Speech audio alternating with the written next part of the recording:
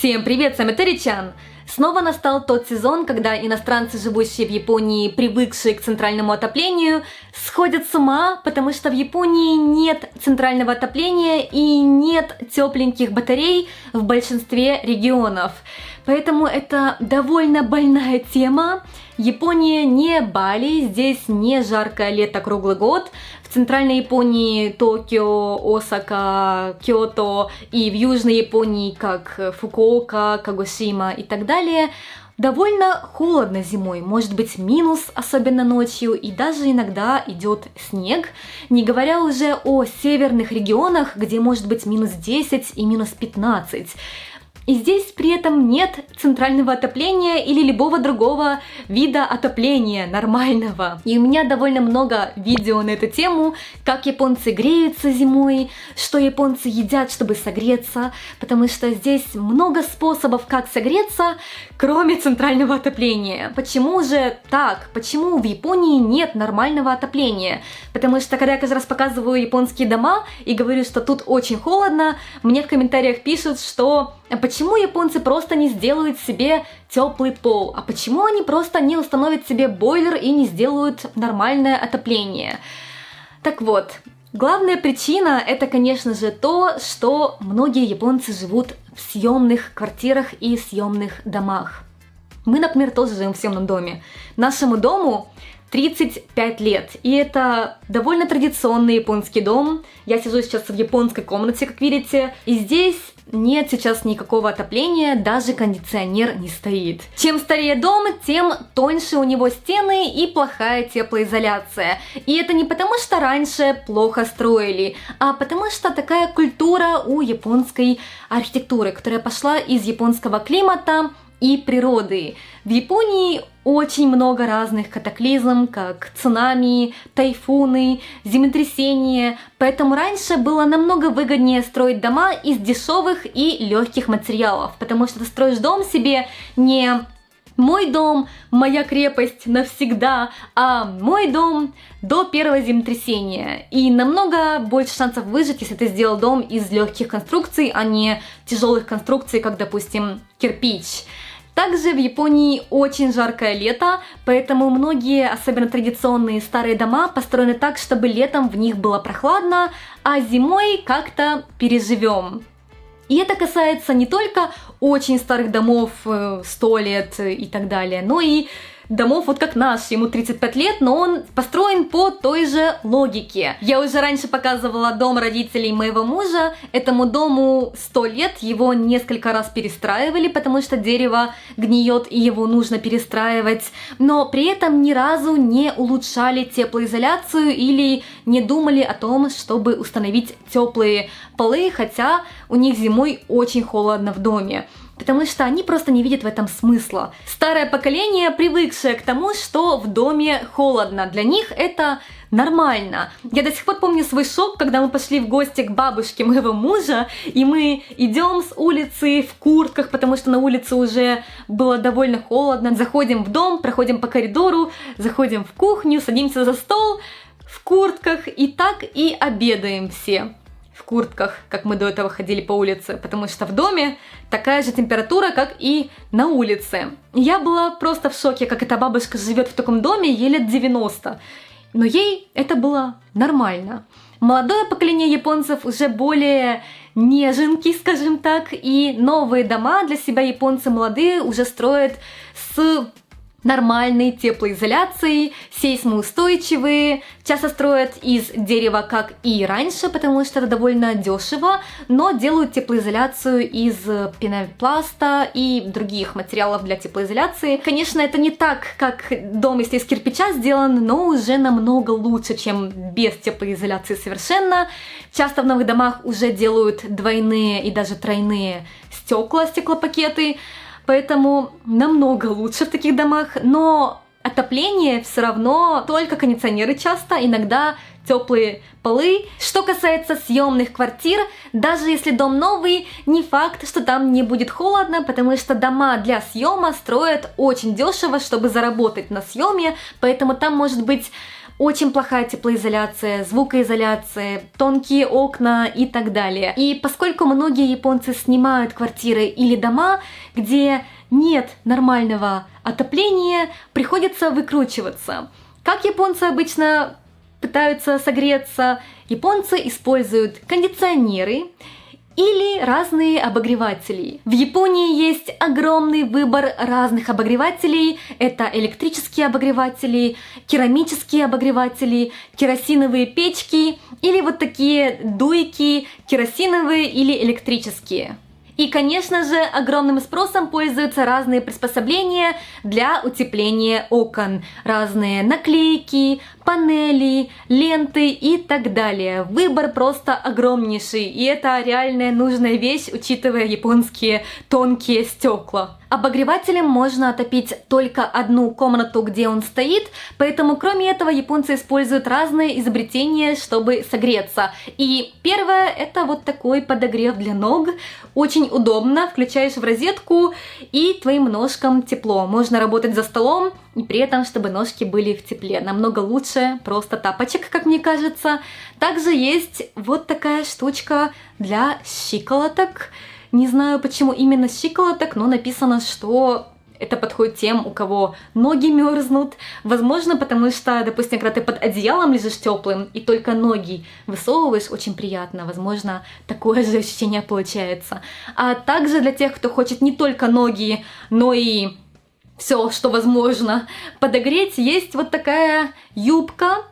Почти как буррито смотришься в ней, мне кажется, идеально для зимнего дня укутаться в такое и сидеть на диване или за рабочим столом. Прекрасно. Некоторые японцы такое даже в офис с собой носят, потому что в офисе тоже бывает холодно в Японии, да, не только в доме. Второе. Кайро. Кайро — это японское изобретение, популярное последние годы по всему миру. Это такой мешочек, который, если потрясти, за счет химической реакции начинает греться. И японцы его обычно используют как на улице, чтобы руки или ноги согреть, так и в доме. Его можно не только руки греть им, но и клеить на части тела какие-то, которые хочешь согреть. Или даже есть вот такие приспособления с карманом для кайро, чтобы, допустим, шею греть, или плечи, или даже поясницу и так далее. Кайро — отличная вещь, но, к сожалению, тепло держит недолго. Но вот третье изобретение, вот такая куртка с подогревом,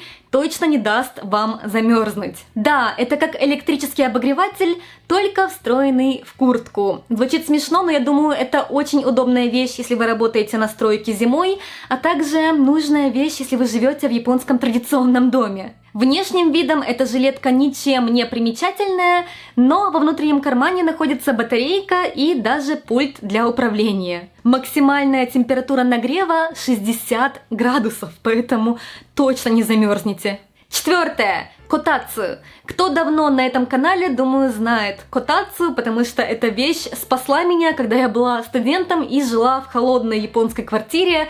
Это необходимость для жизни в Японии. Котацу — это такой стол с подогревом. К внутренней стороне столешницы котацу приделан электрический обогреватель, а между столешницей и ножками стола находится одеяло, поэтому вы сидите на полу, часто не на полу, а на вот таком кресле, которое ставится на пол, или на подушке, под этим одеялом, за столом котацу, и, допустим, за ним кушаете или смотрите телевизор. И оно очень согревает ваши ноги. Это реально удобная вещь, если в комнате нет отопления или отопление не очень хорошее. В наше время котацу электрические, но котацу в Японии используют еще с тех пор, когда не было электричества. И раньше, чтобы подогреть пространство между столом и одеялом, под стол ставили раскаленные угли, что было, конечно же, довольно опасно. В японских квартирах зимой иногда бывает настолько холодно, что вылезти из котацу просто невозможно. Хочется взять котацу и с ним вместе на кухню идти или за рабочий стол с котацу. Поэтому даже бывает рабочий стол котацу, рабочий стол с подогревом высокий, чтобы можно было за ним сидеть на стуле, а также есть пятое изобретение. Вот такая панель грелка, панель с подогревом, которую можно с собой взять куда вам удобно, по квартире, возле вашего дивана поставить, за рабочим столом, или даже некоторые японцы берут с собой это на работу. Такую грелку ставишь возле своего стула и греешься, пусть все остальные завидуют. Шестое. Раньше я рассказывала, что в Японии популярны разные согревающие маски для глаз, и в таких масках довольно приятно спать. Они согревающие. Недавно в Японии придумали такие маски с разрезами для глаз. И как их рекламируют, их можно использовать даже в офисе. Да, поэтому если видите японца в офисе в такой маске, не удивляйтесь, ему, наверное, просто очень холодно было в глазах. Продолжая тему масок, в Японии начали делать маски, вот эти маски, с подогревом, из ткани, которая не пропускает тепло, но при этом через нее легко дышать, как написано, поэтому можно ожидать, что и в этом году тоже в Японии не откажутся от масок. У нас до сих пор почти все носят маски даже на улице, а в холодное время все будут носить, наверное. Седьмое изобретение – это сушка для футона. Японцы традиционно спят на полу. Не все, конечно, многие сейчас спят и на кровати тоже, но есть любители, кто спит на футоне, матрасе, на полу. И за счет влажности футон может начать плесневеть, или там могут заводиться разные мелкие насекомые, которые кусаются. И чтобы этого не произошло, футон нужно вывешивать на улицу, проветривать, сушить, а также используют сушку для футона. Это как обогреватель электрический или на керосине с такой трубой, из которой выходит горячий воздух. И эту трубу засовывают между матрасом и одеялом, так что горячий воздух убивает все эти мелкие насекомые и высушивает влагу, пот и так далее. Но также эту сушку используют не только для сушки футона, но и чтобы подогреть себе место перед сном. Если некоторые ждут, пока их партнер подогреет им кровать, то вот японцы придумали сушку, которую можно использовать в тех же целях. И восьмое – это, конечно же, электрическая простынь. Но подождите, не обычная электрическая простынь, которую ты включаешь в розетку и ей согреваешься, когда спишь. В Японии есть множество разных видов таких электрических изделий, начиная от электрических ковров, которые используют вместо теплого пола, ковры теплые на кухне, чтобы не было холодно в ноги, когда готовишь, согревающие панели для стола, чтобы было тепло в руки, когда печатаешь, например, и такие же панели есть для стульев, чтобы было тепло, когда обедаешь за столом, и даже для животных, потому что животным тоже, конечно же, холодно без отопления. Кто-то может сказать: бедные японцы, какой кошмар! Но у нас сейчас середина ноября и плюс 25 градусов на улице, поэтому даже в самый пик холода, когда в феврале у нас 0 градусов или плюс 5 днем, иногда может быть минус ночью, но очень редко. И этот холод держится не так уж и долго. С марта уже снова плюс 20. Поэтому не так все плохо, можно пережить и без отопления, используя разные интересные японские изобретения. А в более холодных частях Японии, как Хоккайдо, где минус 10, минус 15, там есть батареи. Не центральное отопление, но там есть батареи, я их точно видела, поэтому там жить можно. Надеюсь, что вам было интересно это видео. Есть ли что-то, что вам понравилось из этих японских изобретений? Жду ваших комментариев. И на этом всем пока!